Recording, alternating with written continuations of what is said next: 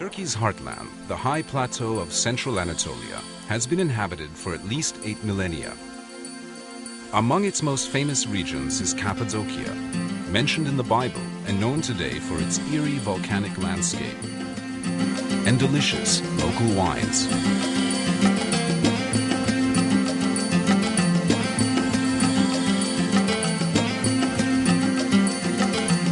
When Mount Erciyes, near Kayseri, was an active volcano, it spewed tons of lava and volcanic ash over the region.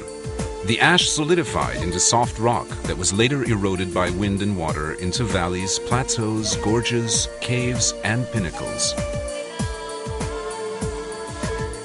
Early Christians settled in Cappadocia to practice their religion in peace. St. Paul visited here, and many monks and hermits sought the solitude of its lonely valleys filled with caves.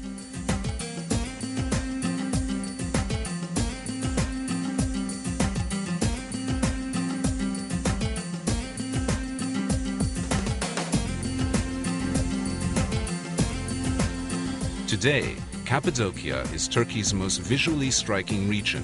Visitors come from around the world to tour the Göreme Open Air Museum, a World Heritage Site sheltering dozens of medieval cave churches. Many of the church interiors are decorated with colorful frescoes of religious scenes.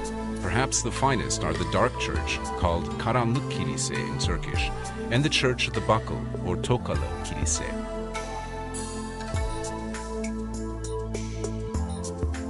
Not far from Göreme is Zelve, another open-air museum.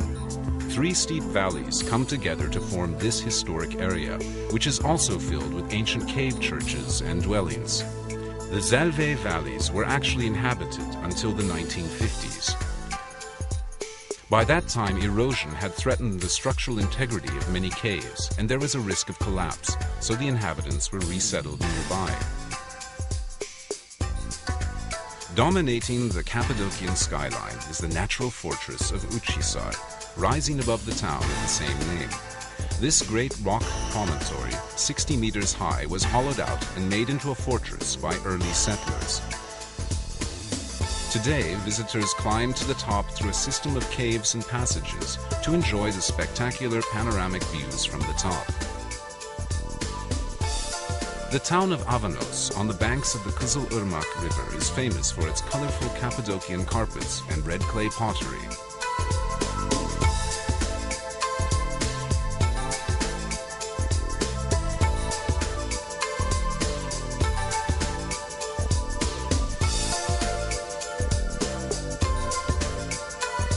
Among the strangest sights in this unusual region are the underground cities, vast labyrinths of tunnels, caves, and passages reaching 7 and 8 stories into the earth. They were inhabited during the 7th and 8th centuries by local Christians seeking refuge from invading Arab armies.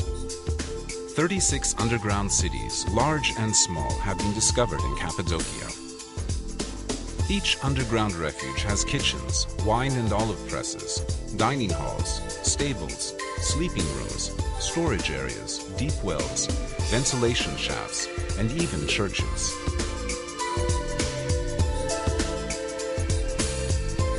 The entire complex could be closed off to enemies by rolling huge stone wheel doors across the entrance tunnels.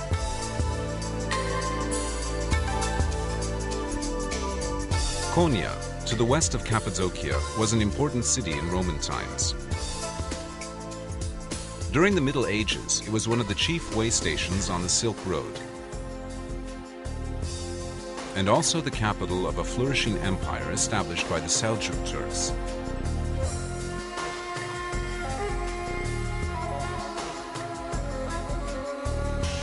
At the height of the Seljuk power of the 13th century, Konya was home to Mevlana Celaleddin Rumi, one of the world's greatest mystic poets and philosophers.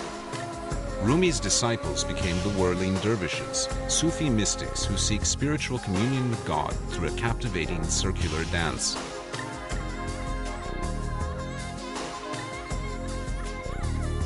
A common sight in Cappadocia are the caravanserais, great fortified structures built to encourage commerce along the Silk Road.